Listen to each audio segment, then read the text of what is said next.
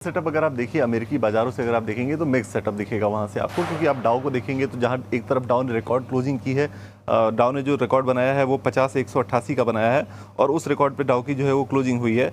लेकिन अगर आप दूसरी तरफ देखिएगा तो S&P और नैस्डैक में आपको जो है वो कमज़ोरी देखने को मिलेगी और उसकी जो सबसे बड़ी वजह है वो ये है कि वहाँ पे जो फाइनेंशियल शेयर्स हैं उन्होंने दबाव बनाया और फाइनेंशियल शेयर्स के दबाव बनाने की जो वजह है वो सबसे बड़ी वजह है वो अल्ट्रस्ट का एक जो है AI टूल आया है और वो टूल ने पूरे फाइनेंशियल शेयर्स को जो है वो एक तरह से प्रेशर में ला दिया है।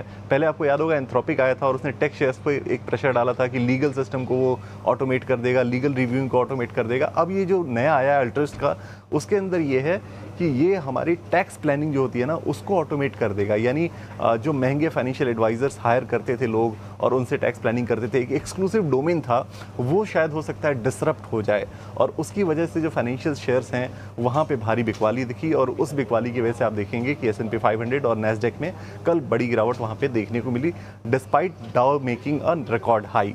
तो डाउ ने नया रिकॉर्ड बनाया, नए रिकॉर्ड पे क्लोजिंग हुई, लेकिन उसके बावजूद जो है S&P और नैस्डैक में वहाँ गिरावट देखने को मिली। दो आंकड़े जैसा कि आपने जिक्र किया वो उन पर नज़र है लोगों की। एक तो नॉन फॉर्म पेरोल की जो है वो, क्योंकि 3 फरवरी तक यूएस में पार्शियल शटडाउन था, उसकी वजह से जो डेटा आने थे, जॉब के जो डेटा आने थे वो टल गए और अब वो आज जारी होंगे तो उस पर लोगों की नज़र होगी। वहाँ एक्सपेक्टेशन लोगों को ये है कि वहाँ पे कोई बड़ी हलचल वहाँ पे नहीं होगी और उसकी वजह से लोगों की उम्मीदें काफ़ी ज़्यादा है वहाँ पे। दूसरा जो CPI का इंडेक्स है वहाँ का, वो फ्राइडे को वो डेटा आने वाले हैं तो वो एक अहम नंबर होगा। उसके अलावा एक और देखिए नंबर आया, कंज्यूमर स्पेंडिंग का नंबर आया, वो जो है फ्लैट रहा है। उम्मीद ये थी कि 0.4% की ग्रोथ वहाँ पे देखने को मिलेगी, लेकिन वो डेटा वहाँ पे ग्रो कुछ किया नहीं उसने और वो फ्लैट एक ग्रोथ रही है, एक तरह से फ्लैट नंबर्स आए हैं। तो वो एक नेगेटिव ट्रिगर था यूएस के मार्केट के लिए। तो नेगेटिव ट्रिगर्स की तरह देखें तो दो चीज़ें थी, एक ये AI का टूल और दूसरा जो स्पेंडिंग के नंबर्स थे वो आए। इसकी वजह से आप यूएस में देखेंगे तो रिकॉर्ड क्लोजिंग डाउन में भले ही हुई, लेकिन ओवरऑल मार्केट जो है वो मिले जुले आपको दिखे। इस वक्त अगर आप फ्यूचर्स को देखेंगे तो डाउ फ्यूचर्स जो है वो इस वक्त 100 अंकों के आसपास की तेजी दिखा रहा है। बहुत बड़ी तेजी नहीं कही जाएगी, 4.5% के आसपास की तेजी है। S&P फ्यूचर्स में भी 18-20 अंक, नैस्डैक फ्यूचर्स में 80 पॉइंट की तेजी है। तो आप देखेंगे कि 4.5% के आसपास की तेजी यूएस के फ्यूचर्स मार्केट में दिख रही है। तो अभी भी आप इसे यही मानिए कि मिले जुले संकेत यूएस से। अब आगे बढ़ते हैं, आगे और क्या हुआ है तमाम और जगहों पर। तो जापान के मार्केट आज क्लोज हैं पब्लिक हॉलीडे की वजह से।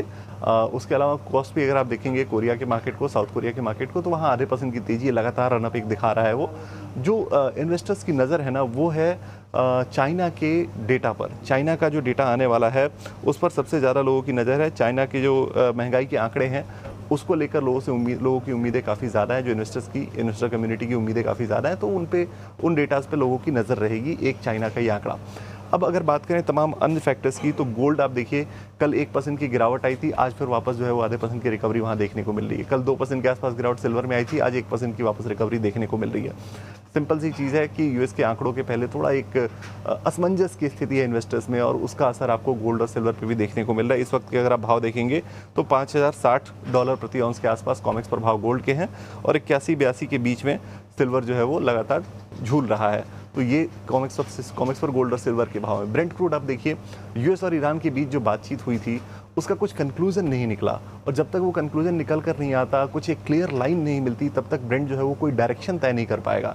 इसलिए ब्रेंट में कोई डायरेक्शन तय नहीं हो पा रही है। हल्की गिरावट के साथ जो है वो $69 के नीचे इस वक्त जो है वो कारोबार कर रहा है ब्रेंट। तो आप ये एक ट्रिगर ध्यान में रखिए। उसके अलावा अगर आप देखेंगे तो गिफ्ट निफ्टी जो हमारे मार्केट्स के लिए ट्रिगर है, हमारे मार्केट्स की बात करते हैं तमाम ग्लोबल मार्केट्स के बाद, तो हमारे मार्केट के लिए जो ट्रिगर है गिफ्ट निफ्टी वो इस वक्त 70 पॉइंट के आसपास ऊपर है।